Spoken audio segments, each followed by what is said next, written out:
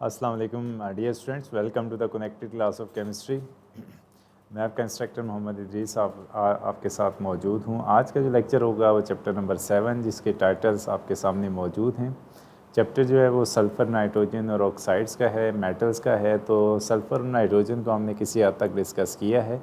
अभी जो हम बात करेंगे वो ऑक्साइड्स की होगी कि ऑक्साइड्स को हम कैसे डिफ़ाइन करते हैं कि और कितने टाइप्स के ऑक्साइड्स हम यहाँ पे डिस्कस करेंगे और वो कैसे रिएक्शंस शो करेंगे। ठीक है, तो सबसे पहले हम स्टार्ट करते हैं कि ऑक्साइड्स होते क्या हैं। तो ऑक्साइड्स को हम कैसे डिफ़ाइन करेंगे, अगर इसको हम देखते हैं तो ऑक्साइड्स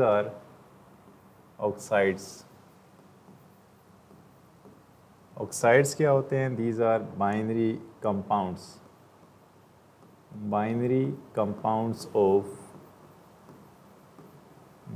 कंपाउंड्स ऑफ ऑक्सीजन। ठीक है, इसमें जो ऑक्सीजन होगा, ऑक्सीजन के ऊपर कौन सा चार्ज होगा? ऑक्साइड आइन हैज़ -2 चार्ज। ऑक्साइड आइन हैज़ -2 चार्ज के ऑक्सीजन जब -2 चार्ज कैरी करेगा तो उस वक्त उसके ऊपर कौन सा, उसको हम पढ़ेंगे क्या? ऑक्साइड। अब ऑक्साइड कितनी टाइप्स के होते हैं उसको ज़रा हम देख लेते हैं। ऑक्साइड जो है वो हम कितनी तरह के पढ़ेंगे? 3 इसकी टाइप्स होंगी जो हम यहाँ पे डिस्कस करेंगे। और जो तीसरा है यहाँ पे, एक होगा basic oxide, basic oxides, basic oxides. दूसरा क्या हो जाएगा? Acidic oxide, acidic oxides. और तीसरा जो हो जाएगा वो एम्फोटेरिक ऑक्साइड्स, एम्फोटेरिक ऑक्साइड्स। ठीक है, अब अगर क्वेश्चन आ जाता है कि टाइप्स कितनी हैं, तो टाइप्स कितनी हैं? यहाँ पे हमारे पास टाइप्स 3 हैं। सबसे पहले जो होगा वो बेसिक ऑक्साइड होगा, दूसरा क्या हो जाएगा? एसिडिक ऑक्साइड हो जाएगा, और तीसरी टाइप जो है वो एम्फोटेरिक ऑक्साइड आ जाएगी। अगर ऑब्जेक्टिव में आ जाता है, एमसीक्यूज़ हैं, तो एमसीक्यूज़ में आप क्या लिखेंगे? 3 टाइप्स। अब हम स्टार्ट करते हैं। सबसे पहले इसको अगर हम डिफ्रेंशिएट की फॉर्म में लिखते हैं तो वो भी यहाँ पे क्लियर हो जाता है कि आप सेंटर में एक लाइन लगाएं। उससे भी हम चीज़ें क्लियर कर सकते हैं कि सबसे पहले हम यहाँ पे एक लाइन लगा देते हैं 1, और यहाँ पे क्या हो जाएगा?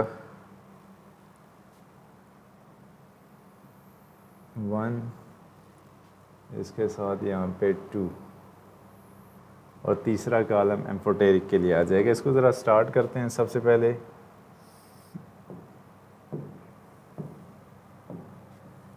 पहले बेसिक ऑक्साइड्स, बेसिक ऑक्साइड्स। दूसरा क्या हो जाएगा? Acidic oxides.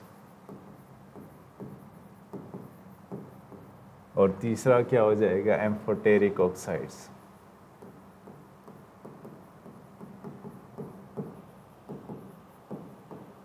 ठीक है, अब इसको अगर हम डिफ़ाइन करते हैं तो सबसे पहले क्या होगा कि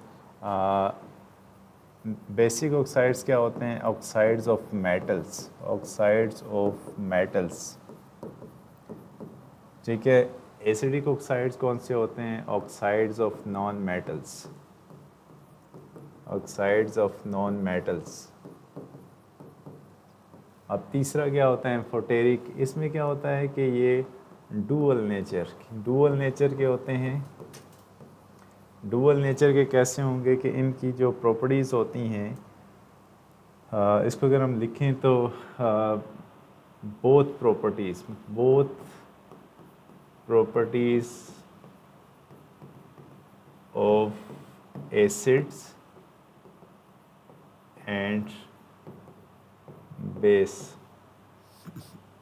कैसे होगा ये कि इसको अगर हम डिफ़ाइन करते हैं तो ये कैसे होगा कि they act as a base while reacting with reacting with acid,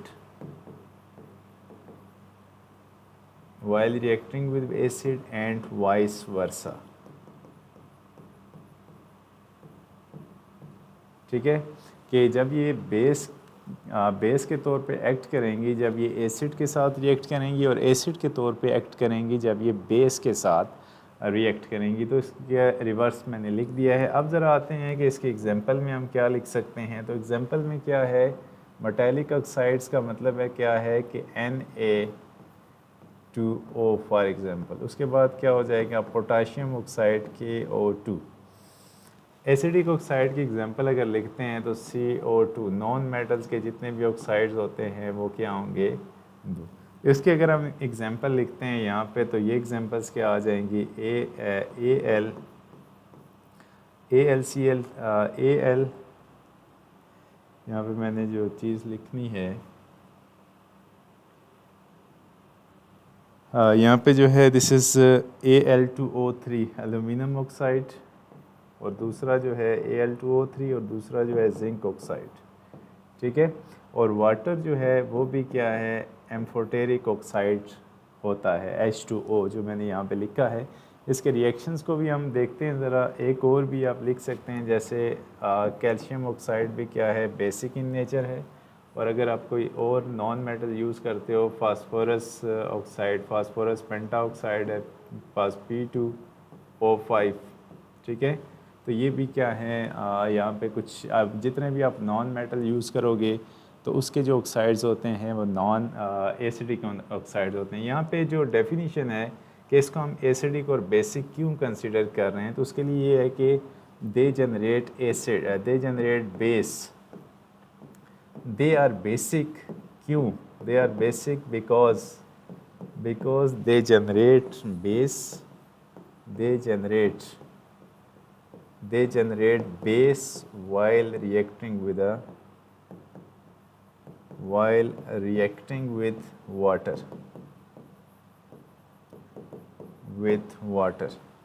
ये जब जब पानी के साथ रिएक्ट करेंगे तो उस दौरान क्या जनरेट करेंगे, बेस जनरेट करेंगे। जैसे फॉर एग्जांपल मैं कहता हूँ सोडियम हाइड्रोक्साइड है Na2O प्लस H2O, ये क्या बनाएगा, सोडियम हाइड्रोक्साइड NaOH प्लस, यहाँ से क्या जनरेट होगा, हाइड्रोजन गैस यहाँ से निकलेगी H2। अब हम नेक्स्ट में आते हैं, तो नेक्स्ट में क्या होगा कि ये जो they are acidic in nature, they are acidic in nature. अब रीज़न क्या होगी इसकी कि they generate acid while reacting with water।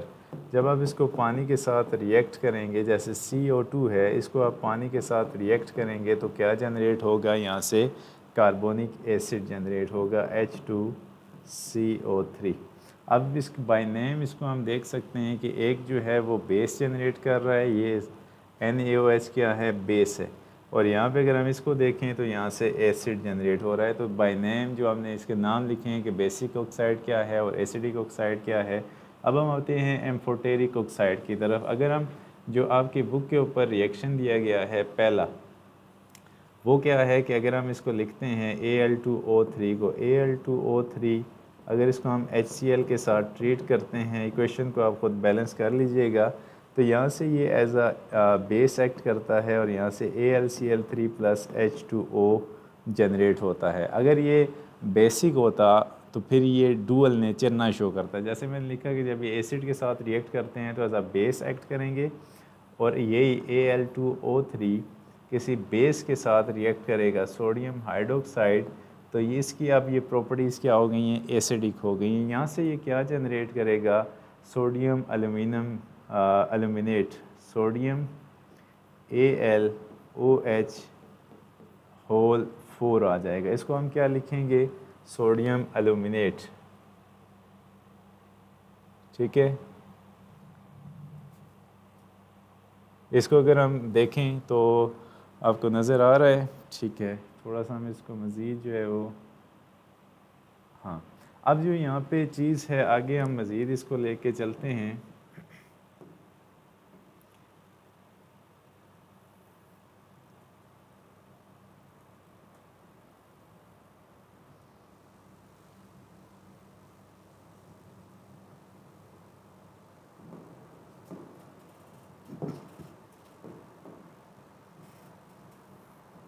ठीक है, अब जो नेक्स्ट बात कर रहे थे कि जी जैसे मैंने एक एग्जांपल लिखी सोडियम ऑक्साइड की, आप क्या कर सकते हैं, पोटाशियम ऑक्साइड की भी लिख सकते हैं। इसको आप वाटर के साथ रिएक्ट करोगे, यहाँ से क्या चीज़ जनरेट होगी, अब सोडियम की बजाय क्या चीज़ जनरेट होगी, potassium hydroxide KOH plus H2। इसी तरह से अगर आप इस केस में आते हैं तो यहाँ से आप सल्फ़र डाइऑक्साइड को यूज़ करते हो तो वो क्या बन जाएगा, H2O। तो यहाँ से क्या चीज़ जनरेट करेगी, H2SO3 सल्फ्यूरिक एसिड। अगर SO3 को आप यूज़ करते हैं तो वहाँ से क्या जनरेट होगा, सल्फ्यूरिक एसिड जनरेट हो जाएगा। अब जो दूसरी एग्जांपल है यहाँ पे एक और वाटर की, अगर हम वाटर को देखते हैं H2O प्लस, इसके साथ हम क्या करते हैं, HCl को यूज़ करते हैं तो क्या बनेगा, H3O positive plus Cl negative. इसी वाटर को हम क्या करते हैं, किसी बेस के साथ ट्रीट करते हैं NH3 के साथ, तो क्या होगा, NH4 पॉजिटिव। ये H ट्रांसफ़र कर रहा है, यहाँ पे H ले रहा है तो एज अ बेस एक्ट करेगा, यहाँ पे जो H2O है एज अ एसिड एक्ट करेगा, और यहाँ से क्या होगा, OH यहाँ से अलग हो जाएगा। ठीक है, तो ये जो इक्वेशन है ये वाली जो है एज अ बेस एक्ट कर रही है, और यहाँ पे water as a acid act करेगा। यहाँ से एल्यूमिना जो है बेस, और ये क्या हो जाएगा, एज अ एसिड एक्ट करेगा। उसके बाद एक जो एग्जांपल है लास्ट पे, जिंक ऑक्साइड को अगर हम रिएक्ट करते हैं, दूसरी एग्जांपल, तीसरी बल्कि, इस एम्फोटेरिक ऑक्साइड में जिंक ऑक्साइड को अगर आप सोडियम हाइड्रोक्साइड के साथ रिएक्ट करते हो तो सोडियम जिंकेट बनता है, Na2ZnOH होल क्या हो जाएगा यहाँ पे 4, और इसको आप कैसे लिख लेंगे, और इसको आप नाम क्या देंगे, सोडियम जिंकेट, सोडियम जिंकेट। जैसे ये क्या था, सोडियम एल्यूमिनेट, सोडियम एल्यूमिनेट। ठीक है, और इसको अगर आप किसी एसिड के साथ रिएक्ट करेंगे ZnO को, तो वहाँ से क्या बनेगा, ZnCl2 प्लस H2O। तो इसमें मोस्ट इम्पोर्टेंट क्वेश्चन हैं कि आप जो डुअल नेचर है किसी कंपाउंड्स की वो आप बताएंगे। जैसे H2O मैंने लिखा, एलुमिना लिखा, और साथ में जिंक ऑक्साइड यहाँ पे हमने डिस्कस किया। तो यहाँ पे क्वेश्चंस क्या हो सकते हैं कि आप FBISC क्वेश्चन क्या हो सकते हैं कि आप डिस्कस करें, discuss the basic nature of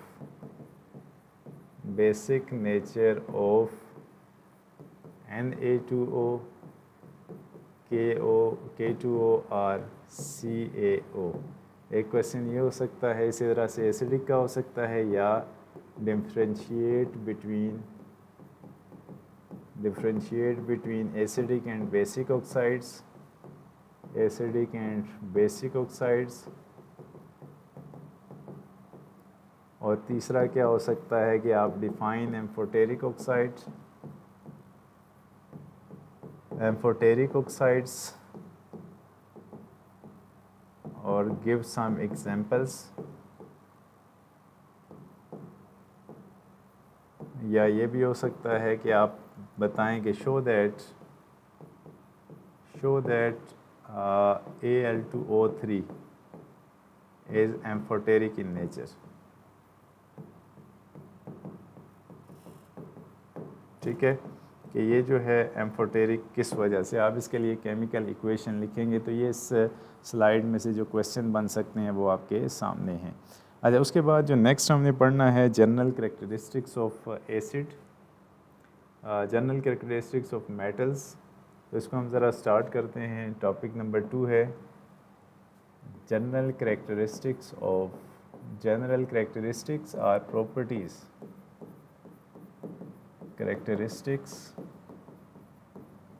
of metals. ठीक है। अच्छा, सबसे पहले है कि reaction with acids, reactions with acids, ठीक है। अच्छा, कुछ ऐसे मेटल्स हैं जो कि एसिड के साथ, डाइल्यूट एसिड भी हो तो उसके साथ विगरसली रिएक्ट कर जाते हैं। अब क्या होगा कि यहाँ पे हम क्या लिखेंगे कि metal reacts with acid, metals react with acid to generate, react with acid to generate। अब क्या होगा कि जब एसिड के साथ रिएक्ट करेगा तो जनरेट हाइड्रोजन गैस यहाँ से जनरेट होगी, H2 गैस जनरेट होगी। इस रिएक्शन को अगर हम लिखते हैं, जैसे फॉर एग्जांपल सोडियम है Na, वो क्या करता है, एसिड के साथ रिएक्ट करता है, तो यहाँ से क्या जनरेट होगा, NaCl, और उसका साल्ट जनरेट होगा, और साथ में क्या होगा, हाइड्रोजन गैस वहाँ से एलिमिनेट होगी। कुछ मेटल्स जो हैं वो विगरसली रिएक्ट करते हैं, जैसे सोडियम है, सोडियम हो गया, पोटेशियम हो गया, और calcium reacts vigorously with acids, ठीक है, ये रिएक्ट करते हैं। उसके बाद जो दूसरा है, जैसे हमारे पास आयरन है, और दूसरा क्या हो सकता है, जिंक, ये क्या करते हैं, डाइल्यूट एसिड के साथ ये रिएक्ट नहीं करते। आयरन और zinc do not react with dilute acids, dilute acids, ठीक है। अब कुछ मैंने चीज़ें लिखी हैं कि रिएक्शन विद एसिड, पहला रिएक्शन, उसमें हमने देखा कि कुछ जो मेटल्स हैं वो एसिड के साथ रिएक्ट कर जाते हैं, चाहे वो डाइल्यूट है। कंसनट्रेटेड के केस में तो रिएक्शन होता ही होता है, लेकिन कुछ ऐसे मेटल्स भी हैं जो इतने हाईली रिएक्टिव स्पीशीज़ होती हैं कि वो रिएक्ट कर जाती हैं किसके साथ, डाइल्यूट एसिड के साथ, जिसमें कौन सी पहली चीज़ है, सोडियम है, पोटाशियम है, या फिर कैल्शियम है, ठीक है। उसके बाद हम रिएक्शन नंबर 2 की तरफ जाएंगे। रिएक्शन नंबर 2 हमारे पास क्या होगा, रिएक्शन विद कोल्ड वाटर, ठीक है। अच्छा, उसके बाद जो यहाँ पे एक बात लिखी गई है, आपकी बुक की तरफ जाएंगे पहले,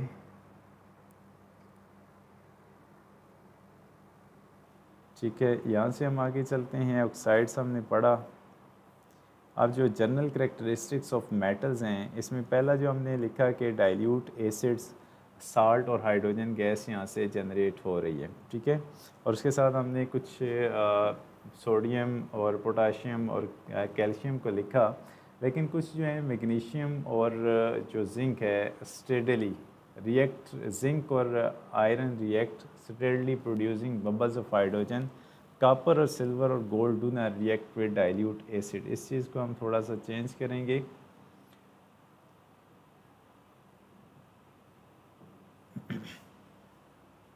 यहाँ पे जो मैं स्लाइड लिख रहा था इसके ऊपर आते हैं।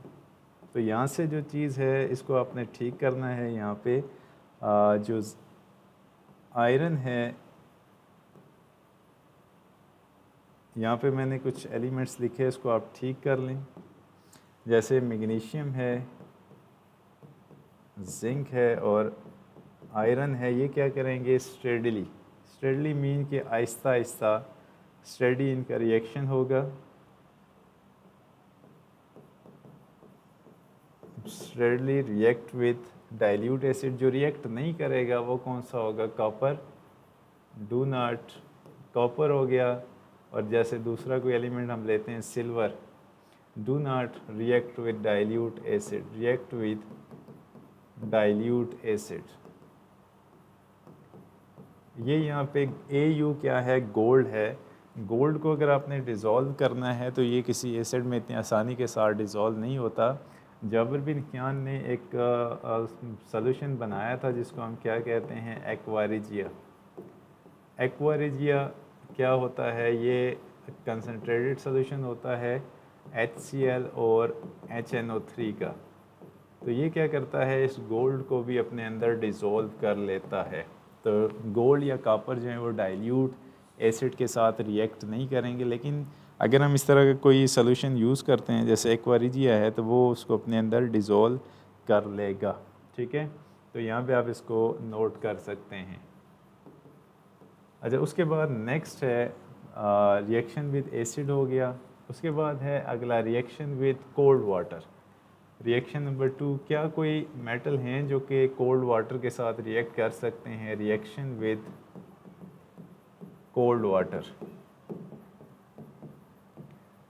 कोल्ड वाटर मीन के रूम टेम्परेचर के ऊपर वाटर है, उसके साथ कोई मेटल रिएक्ट कर सकता है? तो यस, आप लिख सकते हैं कि जो सोडियम है, पहले हम लिखते हैं कि metal react with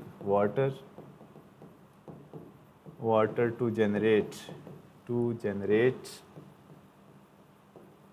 metal oxides and hydrogen gas H2 gas यहाँ से जनरेट होगी। ठीक है, अब ज़रा इसको हम अगर आगे लेके चलते हैं तो मेटल हाइड्रोक्साइड, यहाँ पे मैंने मेटल हाइड्रोक्साइड लिखा है, कोल्ड वाटर मेटल हाइड्रोक्साइड, इसको आप लिखें हाइड्रोक्साइड। ठीक है, अब जो नेक्स्ट है अगले पेज के ऊपर हम क्या लिखेंगे? अब सोडियम है, पोटाशियम है, ये क्या करते हैं? ग्रुप 1 के जितने एलिमेंट्स हैं, कैल्शियम भी किसी हद तक क्या कर सकता है? Reacts calcium hydroxide reacts with cold water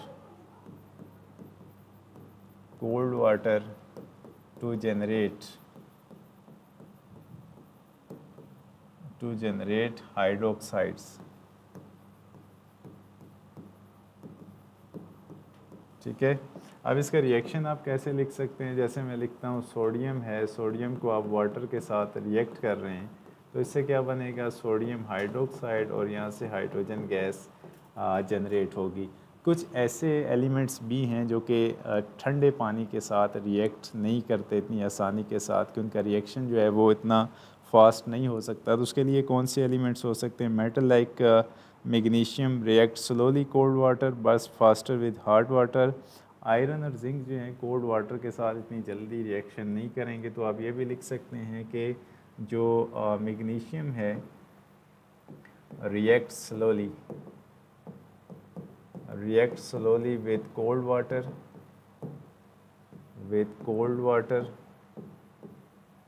and fast with hot water means के ये स्टीम के साथ जल्दी से रिएक्ट करेगा। अब कुछ एलिमेंट ऐसे भी हैं जो कि रिएक्ट नहीं करते। फॉर एग्जांपल जिंक और iron in this case do not react with cold water. ठीक है, अब उसके बाद जो है तीसरा रिएक्शन के कौन से ऐसे हैं जो कि हॉट वाटर के साथ रिएक्ट करेंगे? रिएक्शन नंबर 3 है रिएक्शन विद स्टीम। ठीक है, अब बात वही है कि आपने मेटल को लेना है, मेटल को रिएक्ट किससे करेंगे? वाटर के साथ, लेकिन किस फॉर्म में होगा? गैशियस फॉर्म के अंदर। तो यहाँ से क्या बनेगा? Metal hydroxide. ठीक है, और उसके साथ क्या जनरेट होगा? हाइड्रोजन गैस यहाँ से निकलेगी। ठीक है, अब यहाँ पे जब भी हम किसी चीज़ को डिज़ोल्व करते हैं वाटर के अंदर, तो यहाँ से दो चीज़ें जनरेट होती हैं, एक H पॉजिटिव और दूसरा OH नेगेटिव। जैसे मेटल है तो इसको हम किसके साथ रिएक्ट कर रहे हैं? H पॉजिटिव और OH नेगेटिव। मेटल क्या करता है? कैटाइनिक फॉर्म के अंदर होता है, तो ये नेगेटिव के साथ बनेगा, तो मेटल हाइड्रोक्साइड, और साथ में यहाँ से हाइड्रोजन गैस जनरेट होगी। अब यहाँ पे कुछ ऐसे मेटल्स हैं जो कि रिएक्ट करेंगे किसके साथ?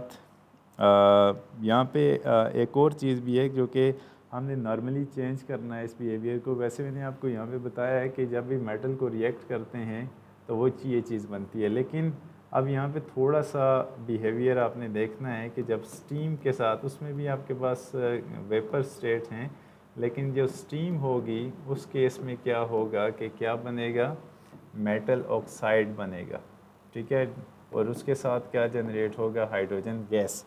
जैसे कि हम रिएक्शन लिखते हैं थोड़ा सा ये डिफरेंट होगा, जो कोल्ड वाटर है और स्टीम में, ये दोनों अगर डिफ्रेंशिएट आ जाता है कि स्टीम और जो कोल्ड वाटर है इन दोनों के अगर आप प्रोडक्ट में डिफरेंस करें तो एक में बेस जनरेट होगा हाइड्रोक्साइड और दूसरे में सिंपल ऑक्साइड जनरेट होगा। जैसे सोडियम को हम रिएक्ट करवाते हैं H2O गैस के साथ, तो ये क्या बनेगा, Na2O plus H2।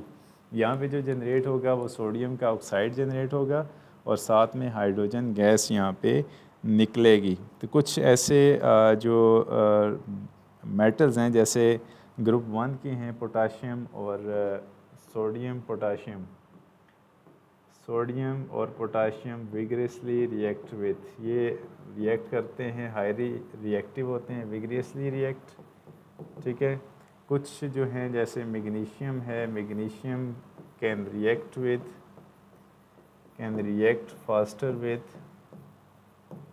Faster with steam, ठीक है। और आयरन जो है, लोहा, आयरन और copper do not react with steam, react with